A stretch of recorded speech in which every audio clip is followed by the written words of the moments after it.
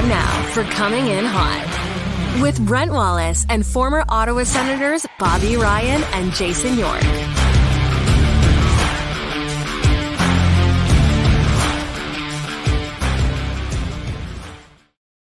Hi, everybody. Welcome to the show. Brent Wallace alongside the peanut butter and jam to my burnt toast, Jason York and Bobby Ryan. Morning, boys. Good morning. Hey, by the way, happy birthday once again, Bob. How was your day? Yeah. It was nice. Thank you. Great graphic. That costs a lot of money. I should have saved it, but it was a really nice day. We had a chef over last night for Lindsay and I for a nice dinner. Made one of my favorite dishes, and then in bed by 9:45. So can't get mad about any of it. Hey, what's the favorite dish? What'd you guys have? Osabuco. Oh, nice. Yeah. He made it all day, and it was phenomenal. So it was a good day. Wow, good for you. Yeah. Now we're off. As soon as you let go of me today, then we're off on vacation. Welcome to the 4-hour Coming In Hot episode. You're gonna get a text from someone then. Oh, speaking of texts, your buddy Ryan DeZingle, a pair of goals in the other game. He's now got 3 points in 3 games. Oh yeah, I got to hear about it. I got to hear about it, but good for him. Is he having fun?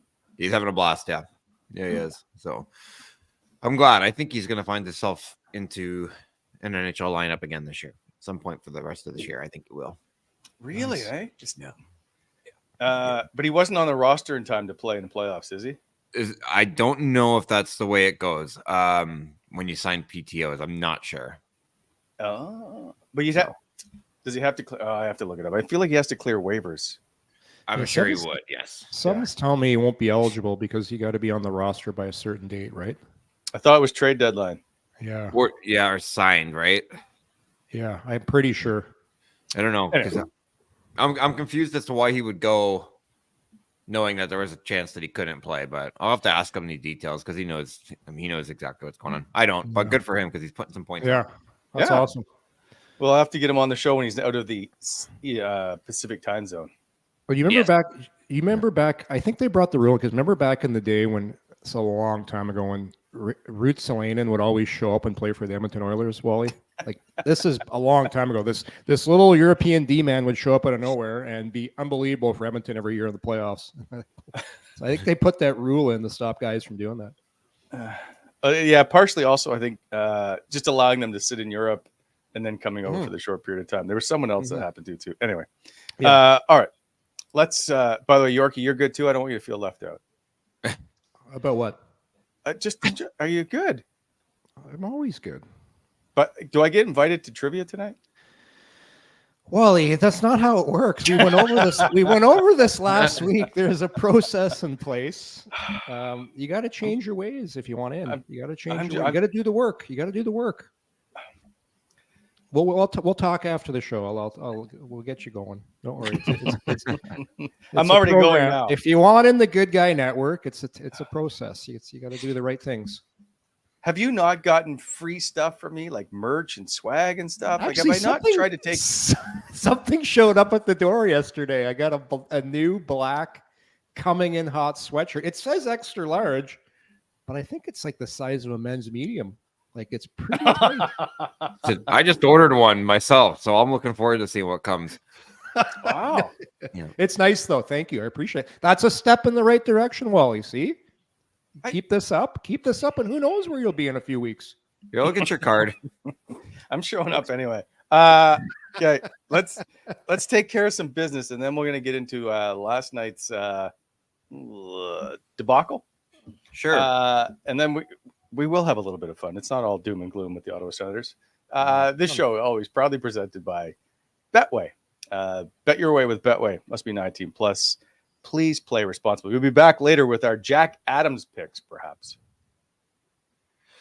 And as always, the show is brought to you by our friends at BEI, Bonashire Excavating Incorporated, the heavy civil general contractor for Ottawa Valley in both the public and the private sectors. When planning your next project, consider BEI for all of your aggregate supply needs, including, but not limited to, equipment rentals and concrete formwork, hauling and floating. Basically, if you have it, they can move it. You can find them at bonasharexcavating.com or at 613-432-1120. As always, slow down at construction zones, and thank you to our friends at BEI. Yeah. And speaking of the Good Guy Network, this guy's in the Good Guy Network. Douglas Mattress, named the best mattress in Canadian living, unrivaled comfort, feel, motion isolation, sleeps cool, relieves pressure points, and of course, it's an outstanding value, loved by more than 200,000 Canadians. Over 10,000 five-star reviews. You can order it online, free shipping. A Douglas will be delivered right to your door in usually 1 to 4 business days. Every mattress order comes with that nice comfort sleep bundle, pillows, sheets, and a mattress protector. Order your Douglas today. Don't wait for your 365 sleep night trial by visiting douglas.ca/CIH. Wow, that was good. Yeah, I'm on my game this morning. Yeah, it sounded like it. Looks like the Ottawa Senators playoff hopes took a hit yesterday with the 7-2 loss. What? What did you say? I was just going to roll it. I was going to let that one go. But well, it made me laugh the other day that the Sens all do. God love them. The Twitter account said, "Here's today's news and notes and about keeping the team's playoff hopes alive." And I'm like, yeah, I appreciate it, but that's a stretch. That's a stretch. You know, it was good. The Tankathon is on. You had a highlight goal from Stützle. I liked how the team played for 2 periods, and the fans can kind of take solace, and you can just blame goaltending because it was as soon as the floodgates opened, man. Oh boy, man. Yeah, did they ever open? But it was just one little coverage mistake because they were right in that game, and then a coverage mistake late in the period. And that's kind of been the story of the season, right, guys? Goals at untimely manners. The Senators, I would say if there was a stat for giving up goals at the worst time of a hockey game, Ottawa's got to be near the top of the league. No, they do. Like how many times do they get scored on late in the period, and it totally changes what's going on in the game, and that's what happened because I liked how they were playing. They had a bunch of posts. Their effort was good, but it came down to a couple of miscues defensively. Not getting a key save at the right time, and there you have it. The floodgates open, but still an entertaining game. I enjoyed it. Like I have a lot of action. Sens are playing loosey-goosey. It was good. A lot to be happy about. Yeah, I had it on here, and I thought the same thing. I thought they were in the game until they weren't, and then as soon as they weren't, it was like, well, let's just mail it right in and get out of here. How often do you find that Artem Zub is going to be a -4? That doesn't happen all the time. He had a tough night, but yeah. I thought the effort level was good. I think, Drew's controller died on the breakaway there. On the one play, I was like, what? Tough read, and then that happens. So that, they were good. I thought Shabot was really good. Yeah. And I thought, how about Timmy's goal? Like, what a piece of skill that is there, just to do that right in the middle of the zone on the top of the circle with nobody behind you. Like, that's just poison. You can tell he's feeling it because if he's making those moves at that time, that's coming from a place of high confidence, which is great. But yeah, I just again, goaltending and no timely saves. Once they scored one and the game was out of hand, it was like, okay, well, here's a couple more breakaways and here's a couple more of this. And it was ugly. It got ugly. It would really suck right now if Ottawa was playing like this and you weren't seeing a few little glimmers of hope here and there, right? So you hit it right there, Bob. Shabot's playing well. Stützle seems to have refound his mojo. Tkachuk had the hat trick against New York. And you know who I've been really impressed with as a whole since Jacques has taken over? And he's been up and down, but as of late, the last little stretch, Drake Batherson looks so confident on the ice when he has the puck, boys. Like he just looks like a guy that's so sure-handed. And it's good to me. It's a good sign for next year because I'll say it again. This is a guy that I would not even because if you're going to try and change things, I would never trade this guy just because of the contract, the skill, the size, and what he does for the money. I like how he's playing right now. Does Drake Batherson get to 30 goals? What's he at? 23? Nah. Good. He could. I don't think so. But that's 7 goals in what? How many games? 14. Yeah. 16 games left. That's a pretty good clip. You gotta score at a pretty good clip for that. So I'm gonna say no, but I think he's close. He'll be right in the area. I'll say, in. Yeah, I'll say a couple 2-goal games. Not having Tarasenko there now frees up more power play time. You can see now when the power plays go on, he's getting more first opportunity looks. It'll be tough, but why not? I like how he's playing. He's been one of the better players as of late here. I meant to go back to you talked about untimely goals. If Brady Tkachuk doesn't hit that post on that wide open chance and buries it, there you go. It's right. And I know the game is full of those mistakes and those chances, but boy, would that change. I think that changes the complexion of that game. Yeah. Maybe I'm wrong. No, I agree. Carolina kind of yesterday kind of playing like a big cat though, right? He's just kind of playing with you. Like you see, I'm amazed. This Carolina team, the way they control the puck. I don't know if you noticed it last night, Bob. When they're in the offensive zone, those little 3-foot passes they make, and they're always moving. Like that's a very confident hockey team right now. And throughout that game, I just never thought they were, even with Ottawa getting those chances, I just thought they were in control of the game. That's a team clicking on all cylinders right now. They don't have any weaknesses. If anything, I don't trust their goaltending because it's never done it, but even that's been good lately. Yeah, I kind of they relieve pressure very well with the 3-feet passes, and they know where each other is or where each part of the line is. They're just very, very good at a lot of things. I think that they almost just kind of cat and moused it and said, okay, we got to wake up and to get our 2 points here in the third period a little bit, and then went out and did it. But my issue is in the same place as yours. I don't know if their goaltending can go down the stretch, but that's a good team. They're good, eh? Yeah. Yeah. You know what I like? Like you look at their forward group, it's like, oh shit, they got Kuznetsov at the deadline. He's out there doing his thing. Oh, Gensel's out there too, right? And then they've still got Aho. They've still got Shesnikov, and here comes Jordan Staal. Good luck stopping this guy in the corner. And then all their D are just, their D might be the best in the league. Like the group, I still can't believe Brent Burns is 39 years old. I was watching the game. I'm like, shit. Like the way he moves for 39, like very impressive. Yeah, I agree. Okay. You know what? Let me get to something everybody's talking about after the game. So it's brought to you by DoorDash. As always, a show proudly delivered by DoorDash. Use Double Dash on DoorDash. You can order from multiple restaurants or stores in the same delivery without additional delivery fees. Dash that with DoorDash. For a limited time, our listeners can get 25% off and 0 delivery fees on their first order, $15 or more when you download the DoorDash app and enter code NATION25. 25% off up to a $10 value, 0 delivery fees in your first order when you download the DoorDash app. In the App Store, enter code NATION25. Offered valid in Canada, subject to change. Terms apply. Guess what? Anton Forsberg is our cold performer of the game. His last 4 games, he has basically a 5 goals against average and .851 save percentage. And I was just, as we were coming into this game, I'm like, the goaltending, if you will, has been it's been okay, right? Under Jonas Korpisalo of late. Ottawa's played in 6 straight 1-goal games. Like they've been in games, they're not getting blown out. And then we come to this game. I thought Forsberg was the better of the two, and I'm not convinced of that anymore.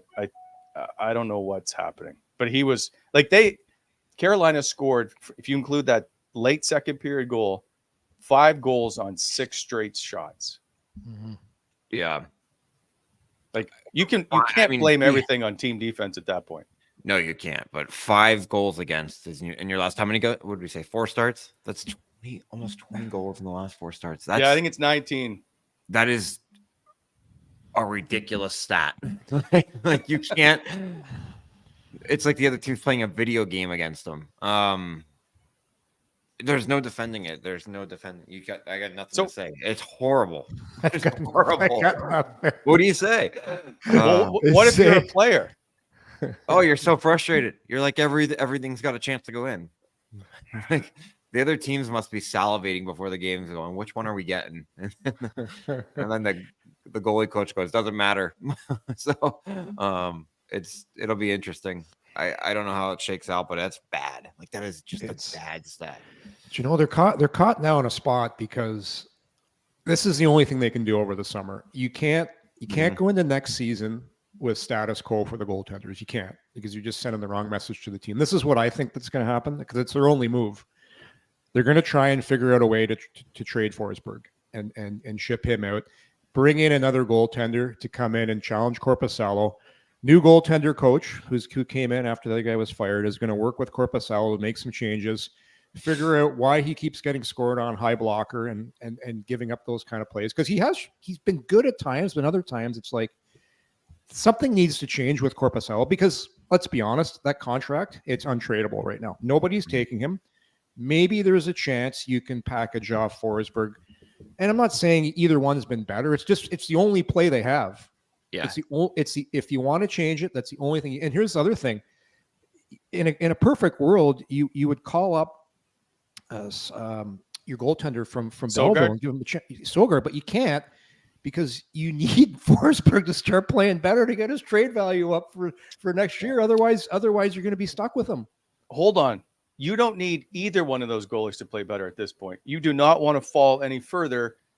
I know. On track for Mac stats. I don't. Well, whatever. That aside, I know, but if you're Belleville, I'll put it to you, if you're Steve Stais and Belleville is playing better and they're going towards a playoff spot and all that stuff, and you already know your team is done in the NHL, why not just leave your goalies in?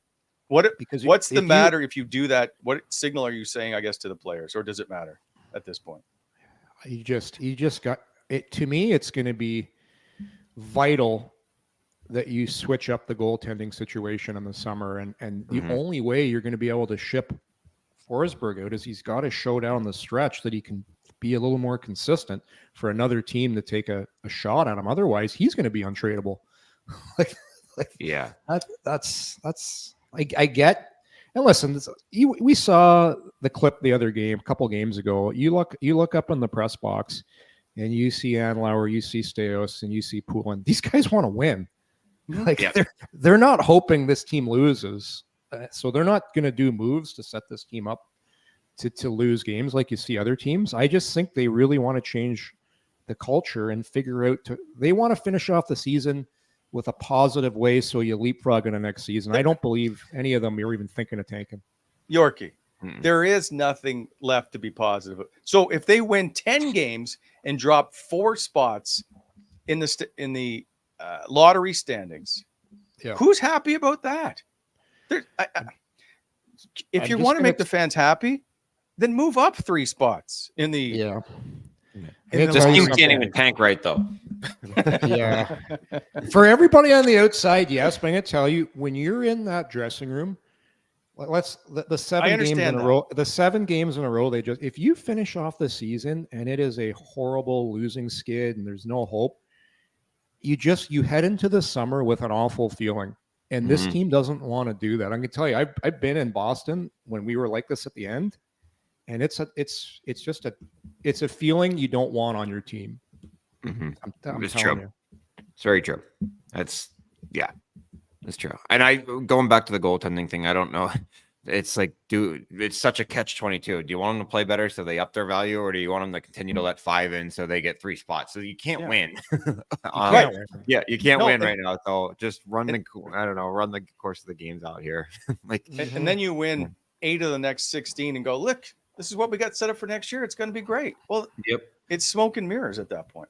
No, I think they've already made their mind up that they are going to change the goaltending situation. They have to. They have to have known that and made that decision already. They're not going to get tricked down the stretch and say, "Oh, okay, maybe we are good in that." They're not going to get fooled. I'm telling you. Yeah. Well, I don't expect them to give another goalie a 5-year, $4 million contract, but Anton Forsberg only has the 1 year left at 2.75, so he is movable without question. But I still don't know I don't think that's your problem. I think it's the other guy. So are you going to pay another goalie $5, $6, $7 million and have Anton Forsberg as your backup? No. Or sorry, Korpisalo. I was going to say, wait a second. It's an expensive backup, but what else do you do with them? Yeah. Well, you're not buying them out. I can't imagine you buy them out with an 8-year buyout on the books. No, I'd be surprised. You gotta. He's just gonna sit. He's just gonna be your backup goalie. Yeah, I think that's what's gonna happen.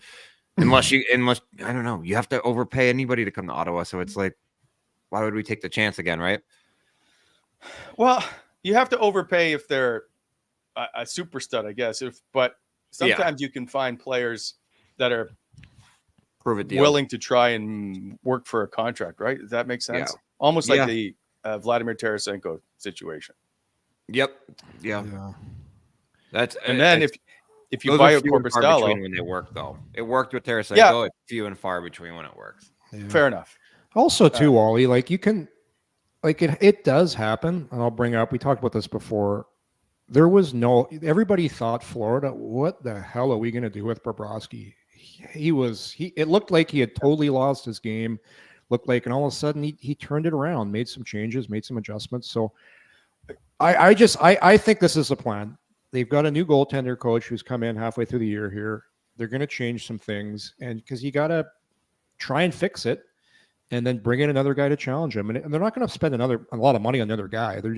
It does happen where you bring in a lower price guy and lightning strikes in a bottle, and that's what they're going to hope for. This is going to be their scouting staff. They're going to have to go out and find somebody that's cheap, that's hungry for an opportunity. Mm-hmm.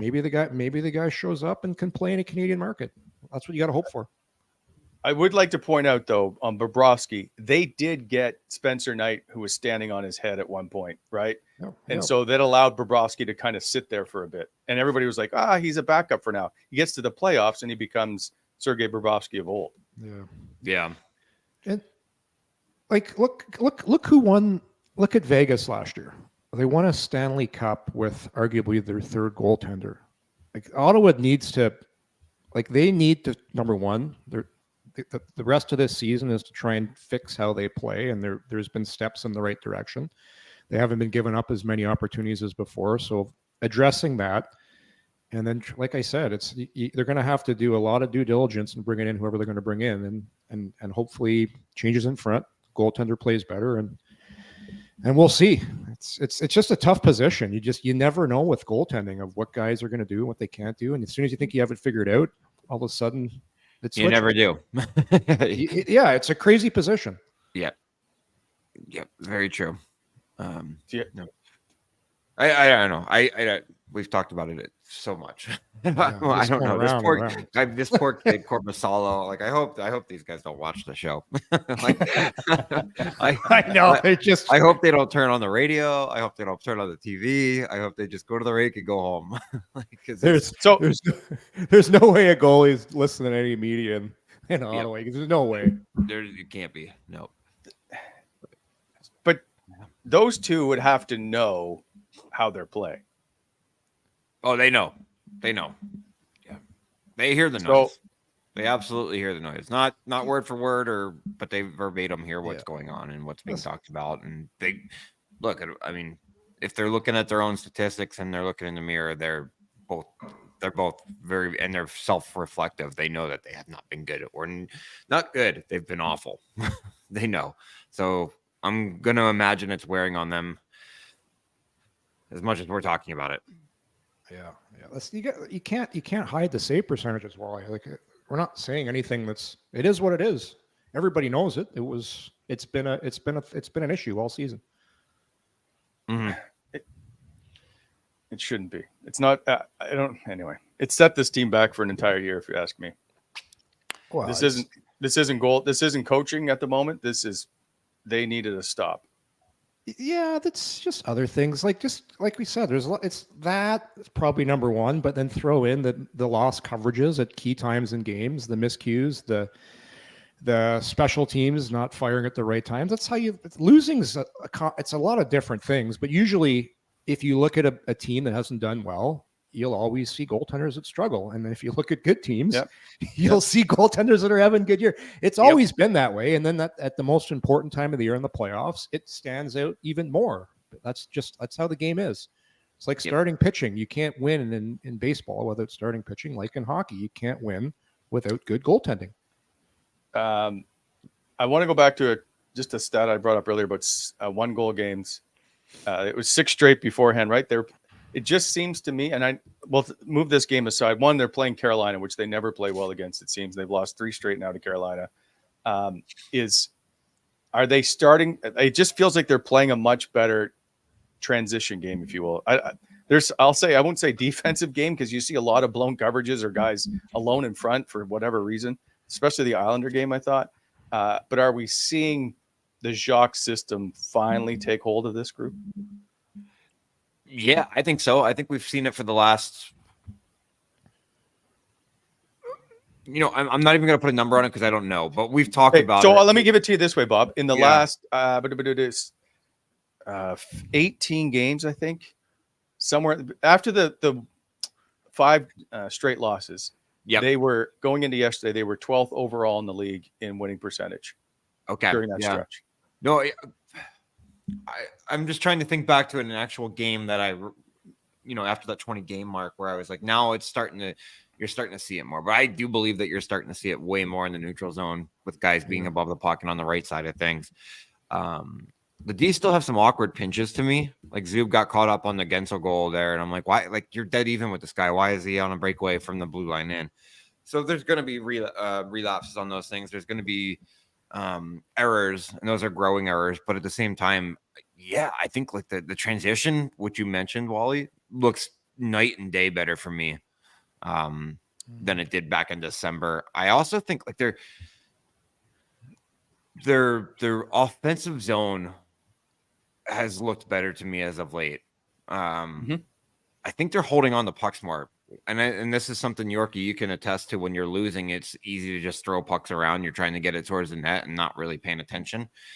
I thought a couple shifts against Carolina, they looked really poised with the puck in the offensive zone. And Stützle goal is a great example of it. But like the play on that where Shabby rims that around to him, like that's such a play that a month ago this team would have thrown it at the net, taken the face off and been done, right? Like they're just moving pucks on the outside and then finding ways to breach into the box. Like they look night and day better to me. Yeah, you know what else I noticed too, because I agree with all those things, Bob. When Jacques first took over this team, everybody kept talking about structure, and Jacques said, "No, I need to change how these guys think when they have the puck in the neutral zone. Their decision making at the blue lines." There was a time when this team was turning over at the lines like nobody's business. Stützle has made some subtle changes in his game where now he's kind of figuring out when he can hold on the pucks, try and make plays like in the offensive zone. That's a time like skate the puck up high and make them make a decision. And because he's so fast and his edge work's so good, he can create opportunities. But before, when Jacques, like it was a battle. I don't know if you guys remember, where Timmy was turning so many pucks over at the offensive blue line. You could just see it was a battle to get him to make better decisions. So I think as a whole, the group's making way better decisions at managing the puck, which means you count numbers when you get to the blue line. And sometimes you got to pick your battles. I find they're picking their battles of when to beat guys and when to use their skill. And that's just a mindset. And I think that's, for me, probably the biggest improvement with the team. Yeah, I think so too. I think guys that have long leashes, the Timmys, still maybe turn it over for me a little too much at the blue line, but not nearly as. Remember how bad it was? He was going. They were trying those. They'd get to the blue line and try those long east-west passes, and all of a sudden, gone, and you're wasting time and you're going back the other way. I think those numbers have been cut down dramatically, but yeah, I mean he's got a long leash, as he should. He's the most offensively gifted player. He's supposed to create out of nothing from sometimes, so you got to kind of give him the benefit of the doubt. But I do think that he's going to have a long conversation at the end of this year about blue lines. when they talk about it, they're going to be like, Timmy, here's where you're absolutely perfect, and here's where we need to work on some things. And the blue line for me is one of them with him. But again, you got to live with those mistakes because he's going to create out of nothing from time to time. So you have to live with a few. You just need him to pick a spot to touch better. Yorkie, is this not exactly Jason Spezza, if you will? Right? Remember all the people were so angry over Spezza turning the puck over at the blue line and drop passes. And guess who his coach was Jacques Martin. I'm wondering, I thought this the other day, if Jacques can fix that in Stützle about managing the game better. I just don't think he manages the game better. He's so talented. Yeah. You hate to curtail that, like Bobby said, but man, if he just cuts down on those turnovers, I think it's a different team. Well, people forget that when Ottawa went to that Stanley Cup final in 2007, Jason Stützle led the entire NHL scoring race. He had the most points. Like Jacques did a lot of good for Spets, and he went on to have an outstanding career. There's a lot of similarities. Stützle's ability to beat guys one-on-one is just crazy. We saw it last night. Yeah, that's Bob said it right there. It's always going to be a battle with a guy like that to pick and choose, because take McDavid, for example. I'm not comparing McDavid and Stützle. If you said to McDavid, you gotta chip that puck in, I don't want you trying to beat those guys one-on-one, then you'd never see some of those things he does. And Stützle's kind of the same, where you got to give him a little bit longer leash, but how long is that leash? When do you try the things? People got to remember too, that comes with experience. Like, you just don't arrive in this league and make the right decisions all the time. So I'm not worried about Stützle. Like, it's the stuff he's doing it's crazy. It's crazy that he's doing at this age. So it's going to be ongoing conversations with him. And like I said, this guy doesn't even have his man strength yet. Like, wait till he gets really strong. Like, it's going to be crazy. So there has been improvements, and Bob hit the nail on the head. It's an ongoing conversation you always have with those players. Yeah. We just have to make sure we don't waste all these guys' years in prime. Yeah. Right? Yeah. Like, because all of a sudden you're looking at Chabby, he's going to be 28. I don't know how old he is. I'm just spitballing, but can only let so many years go by. Right. Yeah. He looks like he's playing like Shabot should be playing now, right? Like, he had some jump there. Yeah. I didn't I shouldn't say anything about the first goal against, because it wasn't him that turned the puck over or made the bad read. Like, we had numbers back. That should never have been a breakaway, but just the skill that he brings, like the goal that he scored for one, and then the reads that he makes that other guys just don't have, like the way he breaks the puck. It's nice to see him back and jumping. Mm-hmm. He is, I think, I looked it up this morning. He's fourth on the team in points per game. I believe it is. I had it somewhere. Since he's come back, in his last 8 games, I think last 9 games, he's got 8 points, 5 goals. I just think we continue to expect him to never let anybody score on him or always shut people down when you're playing as much as he is. I don't think he's a great defensive player. We talk about Jake Sanderson being that defensive type player. Yeah. But I would take Thomas Shabot on the ice any time of a game.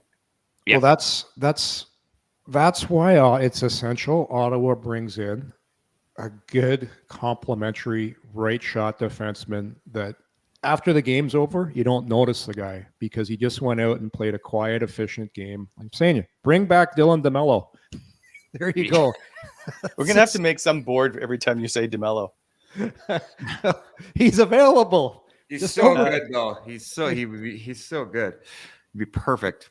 If you're going to overpay, I didn't know Yorkie was a player agent. Well, just overpay the guy. If you're gonna overpay somebody, make it a right shot D. Right. Very true. And Bob, I don't know what you're doing with your kid on the ice, but he better be a right shot D because he will make a gazillion dollars. Yeah, he's a left-handed left-handed forward. Quit. Here's the thing, like for the last quit overpaying scoring wingers and trading for scoring wingers when you already got a ton of them. Like, it's not that hard. Yeah, you have those. Yeah. Okay, let's bring in DeBrincat. Yeah, shiny piece of can. Oh, let's get Tarasenko now. All right. So, Yorkie, here's a question. Forgot about it. What would you pay Dylan DeMelo? What would be something? How much would you pay Dylan DeMelo to come here? I gotta He's see. 30 years old. Yeah, I'm not worried about his age. Like he'd probably a guy like that probably wants extra term. like to know where he wants to know where he's going to be for the rest of his career. So you do one of those contracts where you give him some money up front, and you taper it down at the end, and just figure out a way to get him here. What that number is, I don't know right now, but you're going to have to overpay him. He makes $3 million. Overpaying him at $5 million would be nothing. You're not going to have to give him $5 million to get him here. I don't think anybody. But that's my point. If Jacob Chikrin's at what 4.6, 4x4 for Melo. There you go. Even if you overpaid him $5, that's nothing. I haven't gone through the league and looked at all the contracts, but like Bob threw out a number there. Like I'd have no problem doing 4x4 for a guy like that. 4x4. 4x4. Book it. Book it. Yeah. I'll call him tomorrow. Hey, this show is getting paid if Melo gets 4x4 though. Well, like think about it though. You brought in, you gave, and again, I'm not shitting. Tarasenko's a very good player.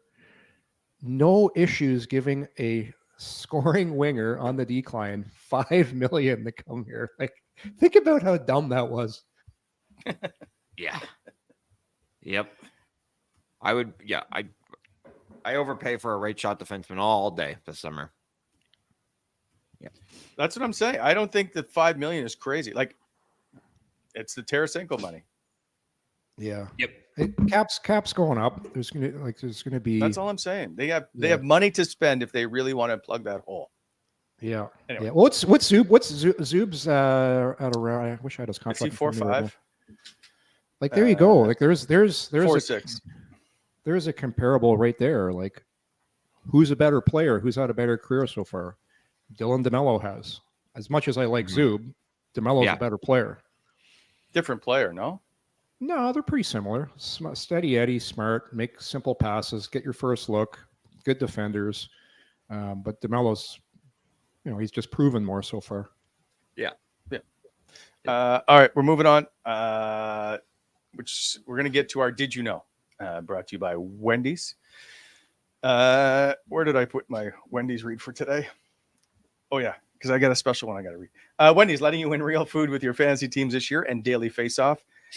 Win weekly prizes. Download the Wendy's app and score yourself 150 bonus reward points on your first order. Go to dailyfaceoff.com and sign up to play the Wendy's Daily Face-Off Survivor Pool to win weekly prizes like the spicy chicken sandwich from Wendy's in the Wendy's app. Want to be one of the exclusive few to bring home a nuggie?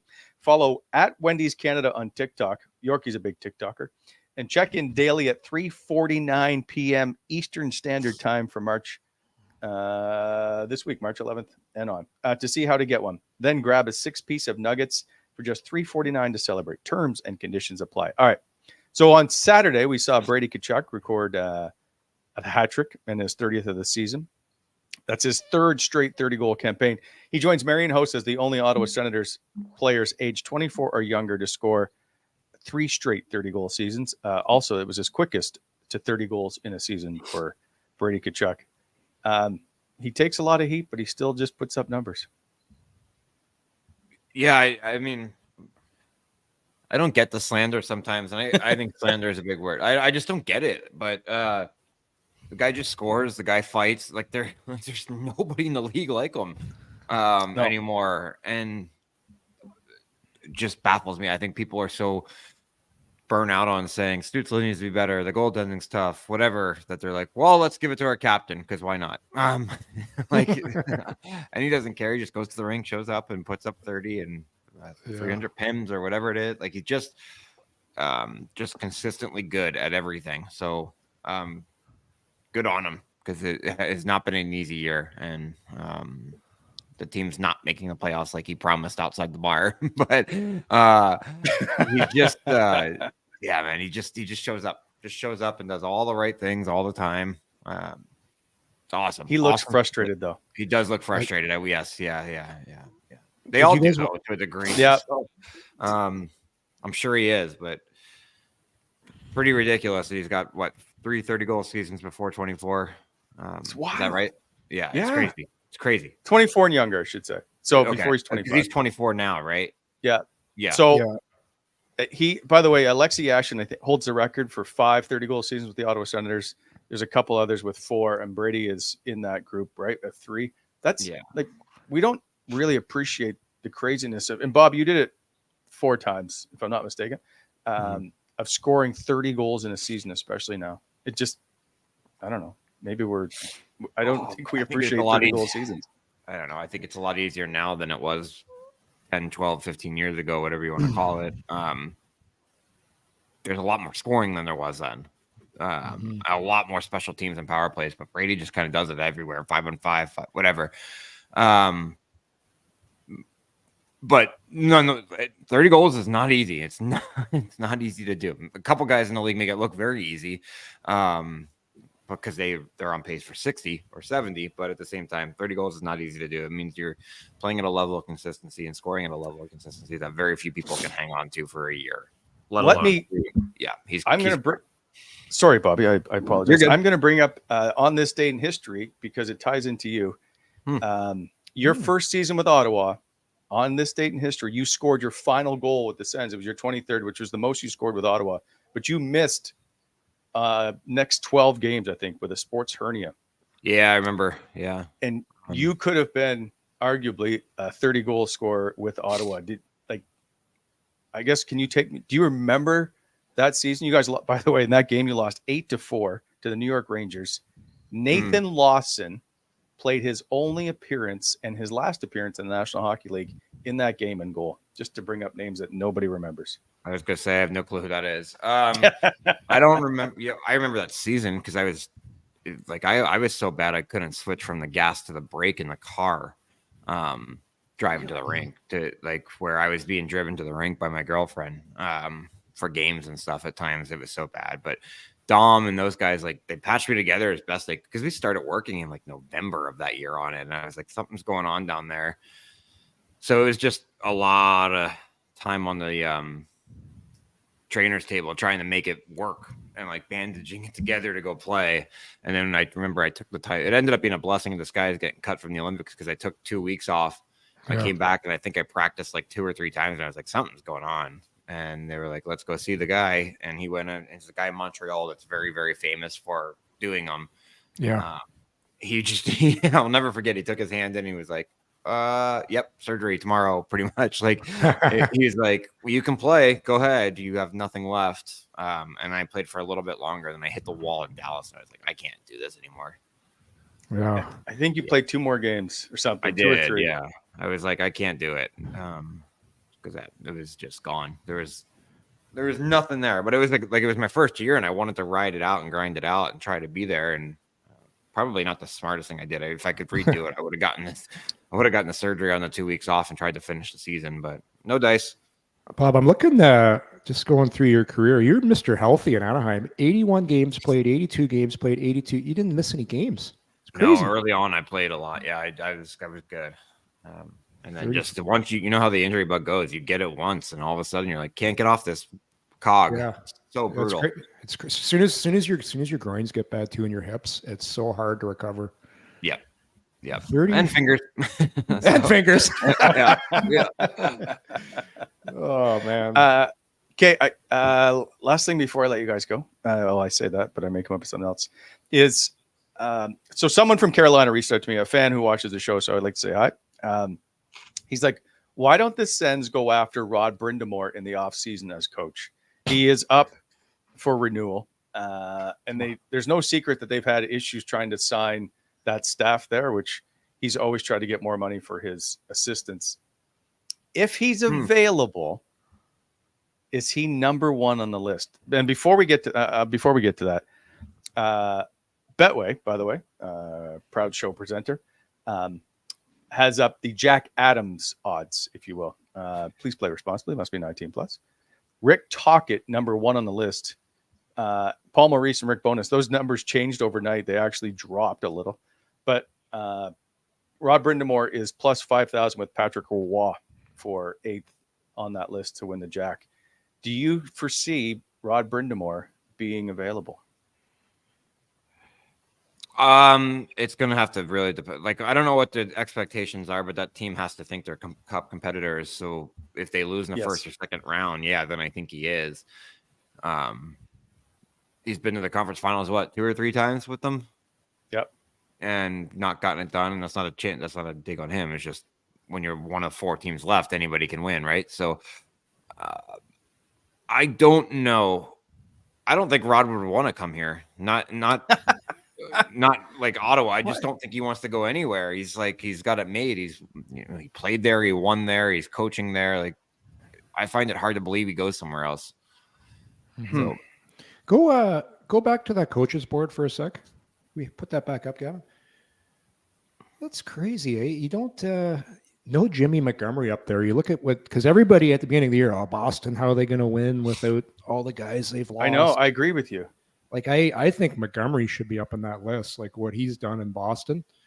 But it's tough. It's broadcasters vote on this award, so I used to get a vote for this. But to answer your question about Rod Brind'Amour, 100%. Like, if you could ever get this guy to coach your team, absolutely. This guy would be right at the top of my list, but that ain't going to happen. He's not leaving Carolina.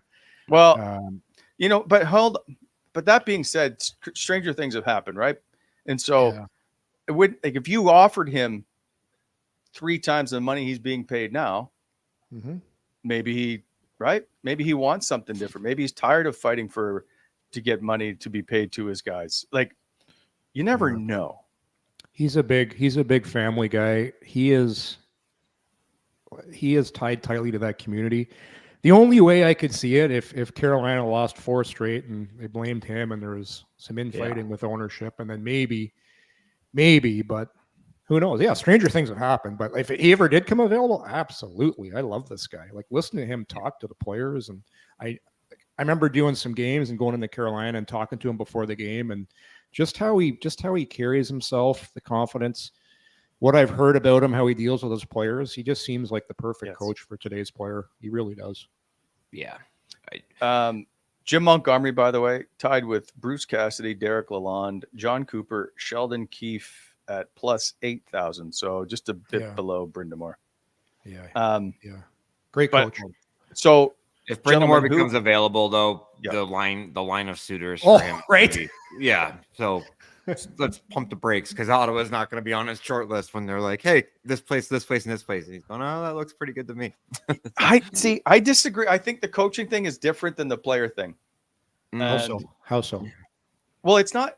It's different in that you are in more control of your own destiny, if you will. Of, you want to take a team that it's a project, and you want to turn them in to a Stanley Cup winner, which you think you can do. And so we all know coaches have much shorter shelf lives than players. Is you already know that you're likely never going to stay in that one spot the rest of your career. I think it's something he gets to try and do is to work with something. And you don't know. I don't know if he has a relationship with Andlauer or Steve Stais. Sometimes there's relationships that we miss that lead him to wanting to be here. Leading to coaches or players wanting to be here. Yeah, I would say this with Ottawa's current owner and Michael Andlauer, they're going to have a lot better opportunities of persuading people of that ilk to come to Ottawa versus the way things used to be, because nobody wanted to come here before, because it was, you think back to those times, like this was a place people didn't want to come to. And I think that's going to change. We've never heard that about a coach not wanting to come here. Only guy was Pete DeBoer, and Pete DeBoer wanted 4 years, and they were only offering 3, and so he turned it down. I didn't realize that. Okay. I didn't know that. When they hired Paul McLean.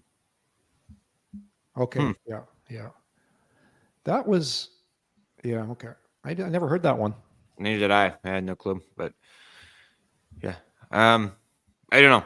The long and short of it is, if Rod Brind'Amour's available for whatever reason, then to answer your question, yes, I'd be lining up at his board trying to get him to come here. The PJ would be sent to his house.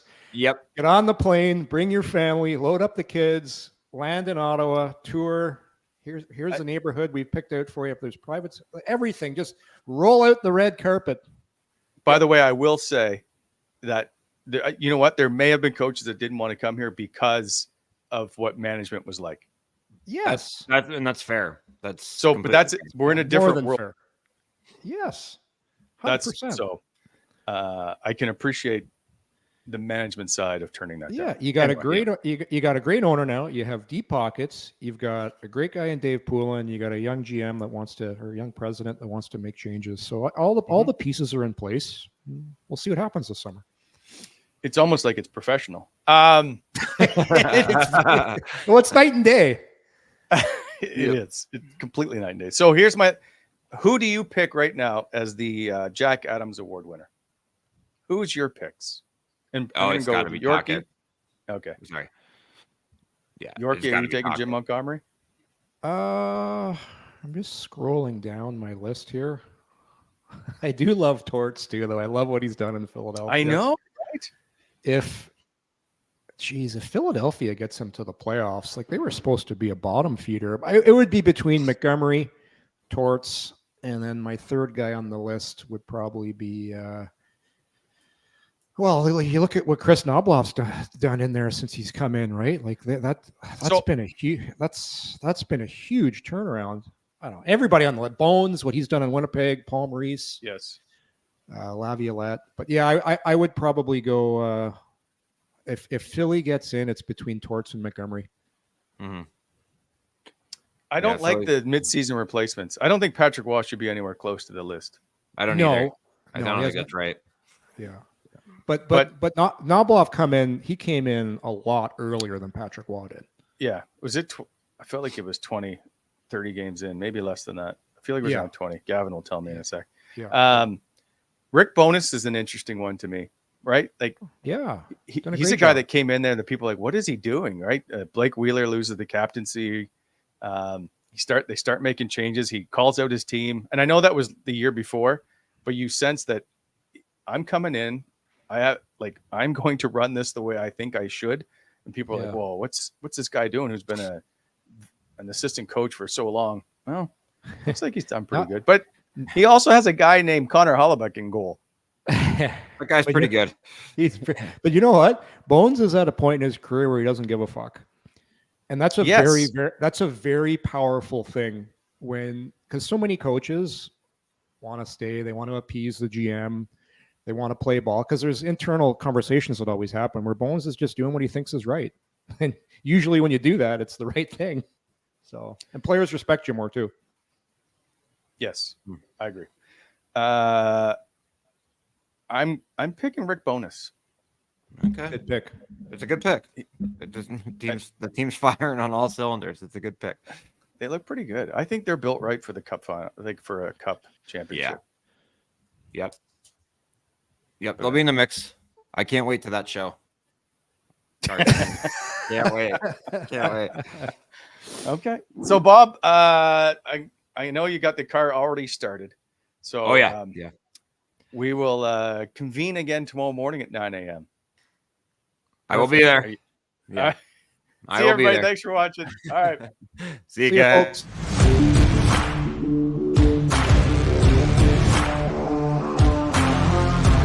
Thanks for tuning in to Coming In Hot. If you enjoyed the show, hit that like button and be sure to subscribe to never miss an episode.